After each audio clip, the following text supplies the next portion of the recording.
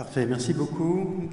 C'est un véritable honneur d'être ici parmi vous. J'ai tout de suite été très sensible à l'invitation du président Montanel sur cette manifestation, comprenant vraiment justement la spécificité du crédit coopératif dans le développement de la confiance, et je reviendrai sur ce point. Donc j'aimerais, en 20 minutes, faites-moi des grands gestes si je dépasse mon temps, essayer de retracer en prenant comme fil rouge la situation de la France, quels sont les enjeux de la confiance, quelle est l'importance de la confiance pour les performances économiques, mais aussi pour les performances sociales d'un pays. Et puis j'essaierai d'esquisser certaines pistes de réforme. Donc commençons tout d'abord par un constat qui est relativement alarmiste sur la spécificité de la France dans ses rapports, dans son lien social. Nous disposons maintenant de très nombreuses enquêtes internationales qui couvrent pratiquement tous les pays du monde, des échantillons représentatifs de la population de chacun de ces pays, avec plus de 10 000 citoyens à chaque fois. Et ces enquêtes remontent maintenant au début des années 80, telles que le World Value Survey. Et ces enquêtes posent un certain nombre de questions sur la perception qu'ont les citoyens vis-à-vis de la transparence de leurs institutions, la confiance qu'elles ont dans les institutions, la confiance que ces citoyens portent aussi dans les autres ou dans les entreprises. J'aimerais vous dresser un panorama rapide, tout d'abord, de la perception qu'ont les Français sur le respect des règles du jeu pour pouvoir réussir dans notre pays. La question est la suivante, vient du International Social Survey Programme. Pour arriver au sommet, pensez-vous qu'il soit nécessaire d'être corrompu ou non? Donc on trouve, cherchez pas trop, il faut regarder tout en haut pour la France. Pratiquement, donc lorsque vous regardez sur l'échelle du bas, vous avez la part des citoyens qui pensent qu'il faut être corrompu. Donc on trouve pratiquement 90% des citoyens en Russie qui partagent ce point de vue. Vous avez la Pologne, le Japon, et puis juste après, vous avez la France, où pratiquement 50% des citoyens considèrent qu'il est nécessaire de ne pas respecter les règles. De la même façon, nous avons une part très importante de citoyens en France qui n'ont absolument pas confiance dans la démocratie, dans le parlementarisme, mais même aussi dans des institutions qui sont censées être les plus impartiales, telles que la justice. Ici, de la même façon, je vous reporte la part des citoyens qui considèrent n'avoir strictement aucune confiance en la justice. Nous trouvons dans les premiers rangs les Turcs, les Belges, mais la France, les Français se caractérisent par pratiquement un Français sur 5 vous déclarant n'avoir strictement aucune confiance. Et si vous regroupez les Français qui ont aucune confiance ou peu confiance, la majorité des Français se défient de la justice. On trouve exactement la même chose par rapport aux entreprises, par rapport aux syndicats, mais plus généralement, les Français souffrent aussi d'un manque de coopération et de réciprocité les uns vis-à-vis des autres. Une façon de s'en convaincre est tout d'abord de regarder quelles sont les réponses des Français aux questions maintenant relativement standards dans toute la littérature sur le lien social, telles que celle-ci. En règle générale, pensez-vous qu'il soit possible de faire confiance aux autres ou n'est-on jamais suffisamment prudent?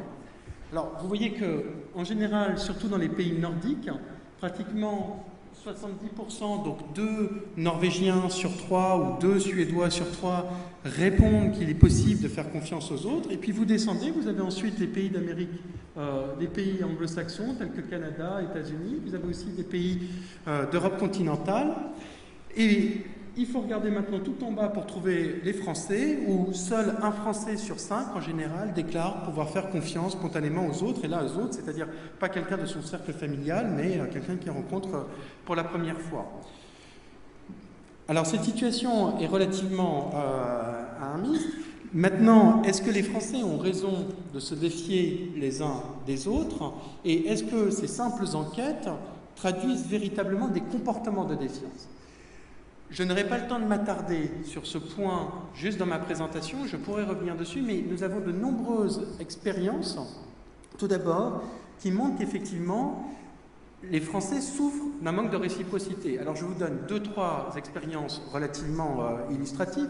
La première est celle relativement connue de ce qu'on appelle le Reader Digest. Le Reader Digest, c'est l'indice Big Mac du civisme, de la confiance.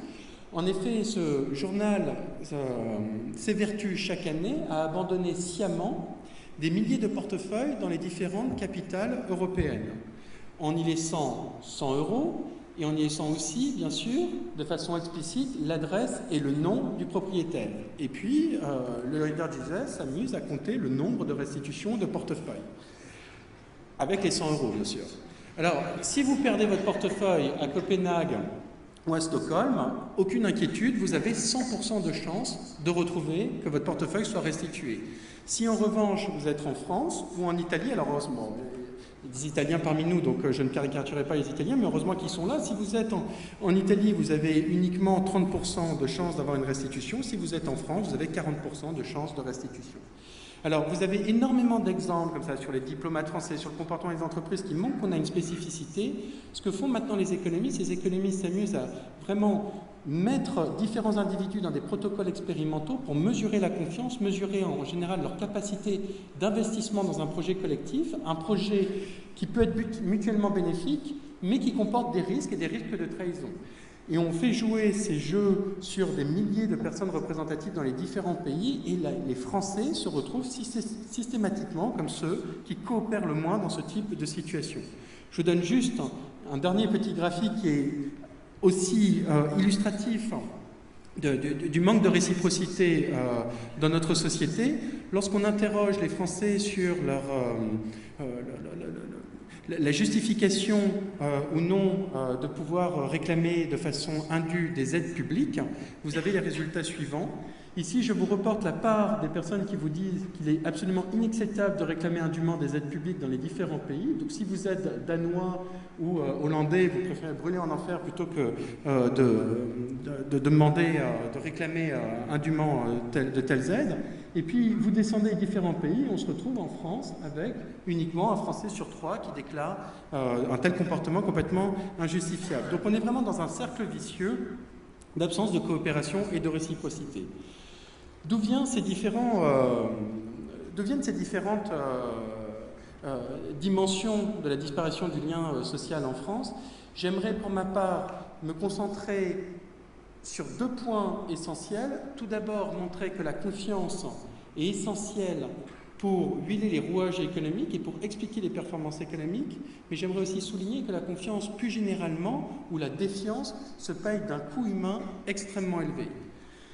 Donc tout d'abord, commençons par le lien entre confiance et performance économique. Alors pourquoi est-ce que les économistes s'intéressent à la confiance? Pour une bonne et simple raison, c'est que lorsque vous essayez d'expliquer la croissance, l'innovation, finalement, la seule variable qui semble la plus explicative est la confiance. Et c'est ce que résumait très très bien ce prix Nobel d'économie, Arrow, qui, lorsqu'il reçut son prix Nobel, surprit toute l'audience, toute l'assistance, en ne citant absolument jamais le facteur travail ou le facteur innovation, le facteur accumulation de capital physique, mais se résumait à conclure la chose suivante: tout échange, toute activité économique nécessite une relation de confiance, de telle sorte que l'ensemble du retard économique d'un pays peut s'expliquer par les relations de défiance.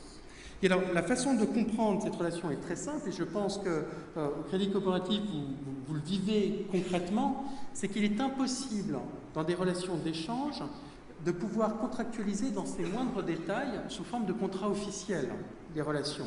Qu'il s'agisse d'une relation de consommation entre un consommateur et une entreprise, d'ailleurs certaines entreprises en font leur fait de commerce avec le contrat de confiance, que ce soit des relations au sein de l'entreprise, entre l'investissement d'un employé et d'un manager. Les relations sont beaucoup trop complexes, et maintenant, pour pouvoir absolument tout contractualiser, et ce qui permet de donner de l'huile dans les rouages économiques, c'est justement la confiance. Alors, j'aimerais maintenant montrer 2-3 études économiques qui montrent qu'on est capable de quantifier la confiance et de quantifier ses effets économiques. Le premier point consiste à insister sur la relation positive entre le pourcentage de personnes qui déclarent pouvoir faire confiance aux autres et l'investissement en pourcentage du PIB. Donc vous voyez que les pays, donc sur l'échelle du bas, vous avez le pourcentage de confiance en utilisant exactement les mêmes enquêtes internationales que je vous ai présentées précédemment. Vous voyez que les pays où la confiance est très très élevée sont des pays qui investissent le plus, mais ce sont aussi des pays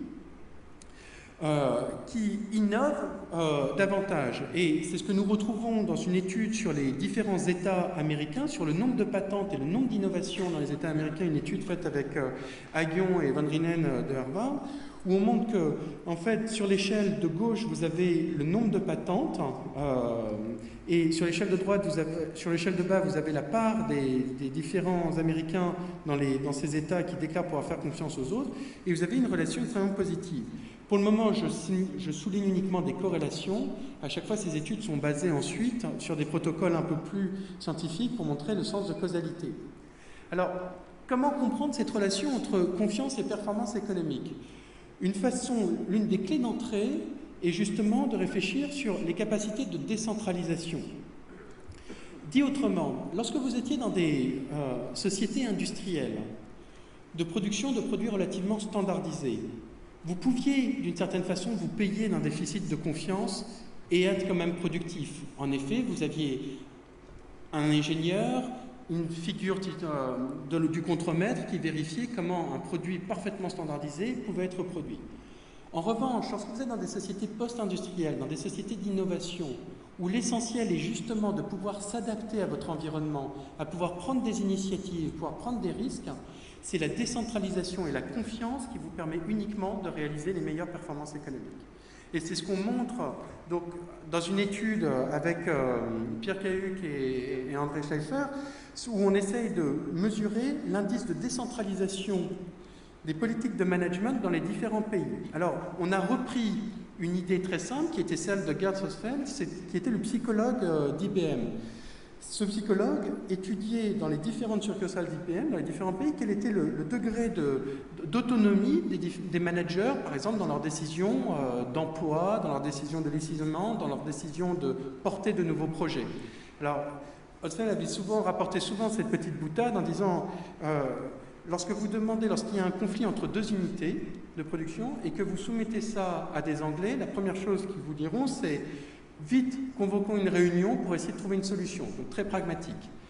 Si vous demandez à des Allemands de trouver une solution, ils vous diront, s'il y a un conflit d'intérêts entre deux unités, c'est que les règles n'étaient pas suffisamment claires, établissons des règles beaucoup plus strictes. Maintenant, si vous proposez la même chose aux Français, la première chose qu'ils vous répondront, c'est transférons ce problème à la hiérarchie supérieure, elle trouvera la solution. Donc c'était certainement une boutade, mais gravée dans l'expérience concrète d'IBM. Nous nous sommes amusés d'essayer de mesurer exactement la même chose dans près de 40 pays et en couvrant près de 4000 entreprises dans chacun des pays. Donc c'est une étude vraiment très détaillée. Et alors ce qu'on trouve ici, c'est par rapport, je montre quel est l'indice général d'autonomie des managers dans le processus de décision, et lorsque vous avez un chiffre positif, ça veut dire que vous avez beaucoup plus d'autonomie. Lorsque vous avez des chiffres négatifs, ça veut dire que vous avez beaucoup moins d'autonomie.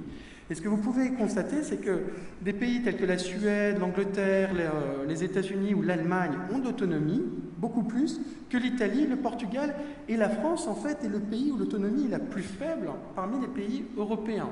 D'accord ? Donc, avec la Grèce, bien sûr. Mais nous avons quand même une certaine spécificité. Or, premier point, il est possible de décentraliser vos firmes uniquement lorsqu'une forte confiance existe au sein de l'entreprise ou existe au sein de la localité. C'est ce que vous montre ce graphique. Ici, sur l'échelle du gauche, je vous représente notre indice de décentralisation des entreprises. Plus il est élevé, plus les entreprises sont décentralisées dans leur processus de décision, avec les pays nordiques, en particulier Suède, Danemark ou les pays anglo-saxons tels que les États-Unis. Et sur l'échelle du bas, je vous représente le niveau de défiance, c'est-à-dire toujours la part des personnes qui déclarent ne pas pouvoir faire confiance aux autres. Ici, on le mesure au sein des entreprises. Et on trouve une corrélation fortement négative. Dès que vous êtes dans des situations de forte défiance, vous ne pouvez pas décentraliser vos décisions. Or, ce que l'on montre, c'est que les politiques de décentralisation dans les processus de décision des entreprises est certainement le facteur clé pour expliquer la productivité. J'aimerais juste citer un point important à ce sujet, une étude qui a fait, à mon avis, un grand bien pour comprendre le rôle du dialogue social, de la coopération et de la productivité, qui est celle de Sandra Black. Sandra Black est une chercheuse américaine qui a étudié l'impact de la révolution numérique dans les entreprises De 1980 à 2008, en étudiant toutes les entreprises américaines, la révolution technologique a demandé à l'ensemble des entreprises de changer leur méthode de management. Certaines ont opté pour le zéro défaut, pour le toyotisme, vous avez eu une certaine hétérogénéité, mais la grande conclusion de cette étude, c'est de dire la pratique de management en elle-même qui a été mise en place ne compte absolument pas pour expliquer la productivité de l'entreprise. La seule chose qui était décisive, c'était la méthode de mise en œuvre. Si ces changements dans les pratiques de management ont été concertés, en activant un dialogue social, en incluant à chaque fois les salariés, dans ce cas, la motivation était au rendez-vous à l'ensemble des échelons et c'est ce qui explique les performances économiques des meilleures entreprises. Donc les économistes commencent à avoir maintenant des indicateurs quantitatifs de plus en plus précis qui permettent justement de mesurer la causalité entre coopération au sein de l'entreprise et performance économique. Je reviendrai, si vous voulez, sur l'impact aussi des politiques de rémunération. Nous avons de nombreuses études qui montrent que baser une certaine part des rémunérations sur les résultats d'équipe, plutôt qu'uniquement sur les performances individuelles, sont aussi essentielles. Ce sont des pratiques essentielles pour développer la coopération au sein d'entreprises et pour améliorer la productivité. Mais la confiance n'a pas uniquement un impact économique, elle a aussi un impact central, social, un impact humain. En particulier, les Français, comme vous le savez, sont les champions du monde du Prozac, sont aussi ceux qui se déclarent les plus stressés au travail. C'est ce que vous montre par exemple ce graphique avec la perception du stress au travail dans les différents pays, où vous voyez donc plus l'indice est élevé, moins vous êtes stressé, plus vous êtes satisfait de votre condition de travail. Et la France, une nouvelle fois, se situe vraiment dans une situation singulière, ici en noir, avec le niveau de perception de satisfaction au travail le plus faible. C'est ce que vous retrouvez aussi dans la qualité des relations entre employeurs et employés. Lorsqu'on interroge à chaque fois à nouveau des panels représentatifs d'employés ou d'employeurs, il se trouve qu'en France, les relations de travail sont senties comme les plus conflictuelles. Donc ici, je vous rapporte la question qui vient à nouveau d'une enquête internationale où les différents citoyens sont invités à mesurer si les relations de travail sont très mauvaises, assez mauvaises, ni bonnes ni mauvaises, assez bonnes ou très bonnes. Moins l'indice est élevé, plus cela veut dire que la qualité des relations de travail est très mauvaise. Et une nouvelle fois, la France se situe dans une situation extrêmement singulière. Alors, vous avez, à mon avis, deux coûts très importants. Tout d'abord, vous avez un coût général de la défiance qui est un coût humain de sentiment de stress, de sentiment d'inquiétude, d'insatisfaction relativement élevé.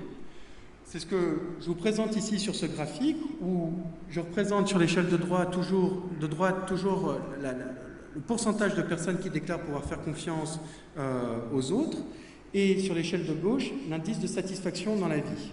Vous voyez donc les Français ici se situent à peu près dans une situation médiane avec une faible confiance et une satisfaction dans la vie relativement basse. Alors bien sûr, il y a des pays en dessous, des continents tels que l'Afrique, la Pologne ou la Hongrie, mais vous voyez que par rapport à nos camarades, nos voisins européens à développement économique comparable, nous sommes relativement en dessous.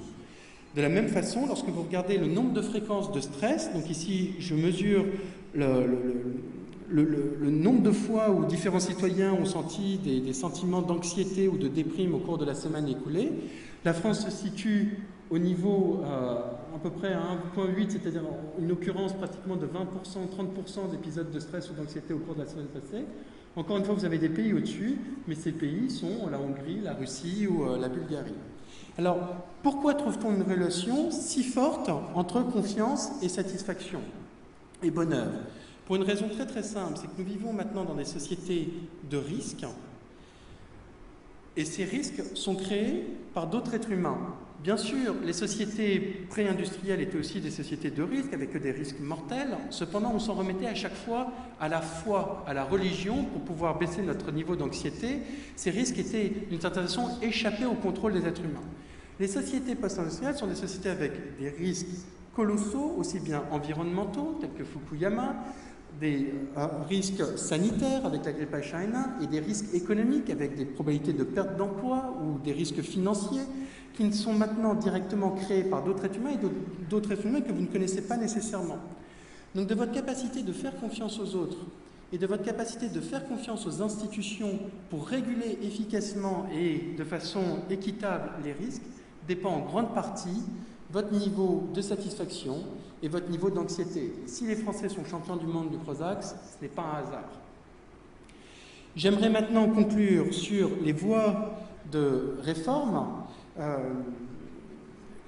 Je n'aurai pas le temps de toutes les évoquer, surtout que j'aimerais revenir sur des points très importants qui ont été soulignés par le président Mancel et Michel Barnier, et revenir sur le rôle de la régulation. Donc, premier levier très important concerne le degré de transparence et d'égalité dans les politiques de redistribution. Les sociétés qui sont les sociétés les plus confiantes sont les sociétés où vous avez le moins d'inégalités, mais pas uniquement des inégalités de revenus, mais aussi des inégalités de statut, de hiérarchie. La France est une société corporatiste avec une multiplication des différents statuts, tels que peut en témoigner le millefeuille des systèmes de retraite, mais le millefeuille aussi des différents contrats de travail. Il est impossible de pouvoir construire une cohésion et une confiance dans une société aussi segmentée. Deuxième point essentiel, il s'agit de la transparence aussi vis-à-vis de la fiscalité. Je vais vous donner, donc je reviendrai sur différents exemples, mais on comprend bien qu'en particulier dans une situation de lutte contre les déficits publics, le sentiment que tout le monde coopère pour payer ses impôts est essentiel pour pouvoir développer la coopération. Deuxième point important, qui est celui effectivement de l'activation de la démocratie sociale, du dialogue social. J'aimerais sur ce point pouvoir décrire juste une chose. Je n'ai pas de graphique à vous proposer, mais j'aimerais en profiter pour montrer à quel point la relation entre dialogue social et régulation étatique est essentielle. Vous savez que la France est le pays où le taux de syndicalisation est le plus faible, c'est ce que vous montre ce graphe, d'accord, où on a un taux de syndicalisation extrêmement faible, qui est de l'ordre de 8%. On a aussi des relations qui sont les moins coopératives. Et les Français, dans une situation de défiance vis-à-vis des partenaires sociaux ou de défiance vis-à-vis des entreprises, se retournent toujours pour l'État pour réguler l'ensemble des détails du marché du travail ou du marché des biens. Faut-il déréguler dans ces conditions-là? Naturellement, il faut laisser une prise à l'initiative, aux libertés individuelles. Le seul problème, c'est que lorsque vous dérégulez dans des situations de très forte défiance, d'absence de coopération, vous pouvez avoir des effets nocifs, redoutables. Donc bien sûr, la crise financière en est un exemple patent. Vous avez aussi un autre exemple qui est celui des pays de l'Est. Les pays de l'Est qui ont le plus dérégulé, les pays de l'Est partaient d'un niveau de confiance très très faible dans les années 90. La forte dérégulation, ils ont amené finalement à avoir des comportements encore moins coopératifs et à entraîner l'ensemble de ces citoyens vers une demande de retour de l'intervention de l'État. Maintenant, j'aimerais juste vous donner une petite lueur d'espoir en vous disant, parfois, déréguler ou laisser l'initiative, ça peut avoir de très très bons effets si effectivement vous avez un minimum de coopération initiale. Je vous donne juste un exemple assez célèbre qui est celui de la dérégulation dans les processus de recrutement dans les universités. Je vais vous parler comme ça, au moins je m'inclus un peu dans ce genre de choses. Vous avez eu une très grande réforme du mode de recrutement en Italie au cours des années 2000 qui donnait à nouveau le choix au niveau local des universités de pouvoir recruter leurs professeurs. Ça a permis d'augmenter énormément la qualité des recrutements dans l'Italie du Nord. Dans l'Italie du Sud, ce que montrent les études, c'est que tout d'un coup, vous constatiez dans les différents départements d'économie ou de médecine des recrutements uniquement sur des homonymes. Donc vous avez eu en fait un recrutement familial et extrêmement inefficace. Dit autrement, il ne s'agit pas de tomber dans l'économie du bisounours en disant activons uniquement du dialogue social, ni dans une économie absolument libérale en disant dérégulons tout. Vous avez à chaque fois, la régulation est essentielle, l'activation du dialogue social est essentielle et dépend à chaque fois du niveau de coopération initial. Alors comment activer ce niveau de coopération? Et je terminerai sur ce point. En fait, la coopération commence tôt, elle commence dès l'école. Si la défiance française est si prégnante, c'est parce qu'elle s'appuie sur un système cohérent, extrêmement hiérarchique, entre le fonctionnement de l'école, de l'entreprise et de l'État.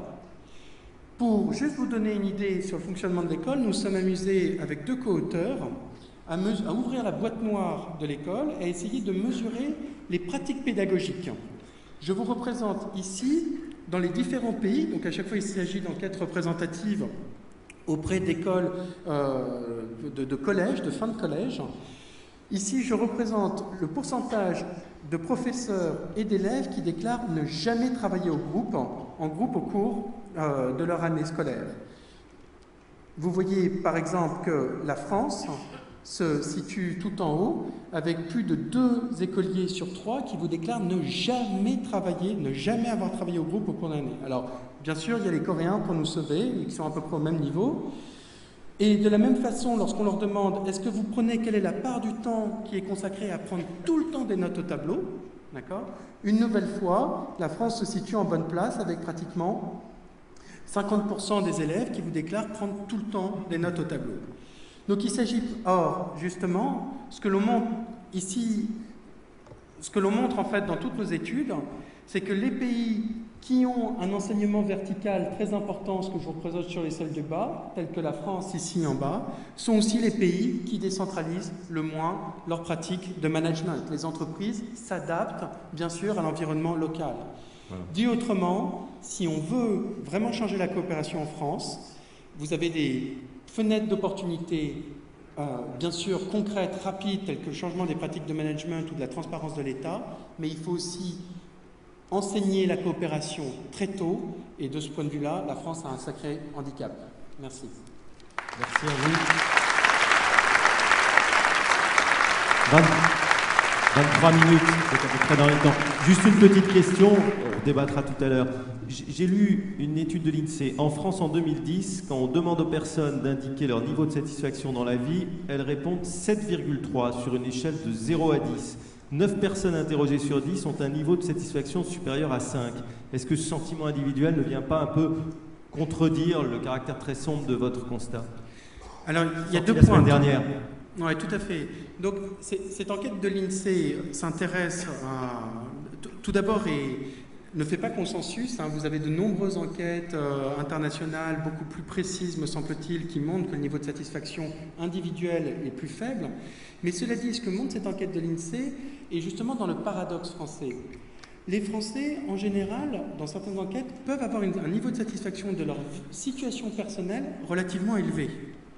En revanche, lorsque vous les interrogez sur leur satisfaction sur la situation de leur pays ou sur l'optimisme national par le pays, là, nous nous classons systématiquement en bas des différents pays. Nous sommes même les pays les plus pessimistes du monde à cette échelle. Et c'est bien ce paradoxe qui souligne que le problème en France, la France a énormément d'atouts, énormément de qualités, mais ce qui fait notre mal, c'est justement cette absence de projet collectif. Merci à vous. On vous retrouvera dans quelques minutes pour d'autres questions. Je vais vous laisser rejoindre la salle pour avoir une approche, j'imagine, complémentaire. D'ailleurs, il sera peut-être question de l'Italie, puisque, mais en tout cas aussi avec un certain nombre je dirais, d'horizons différents dans le domaine des sciences sociales.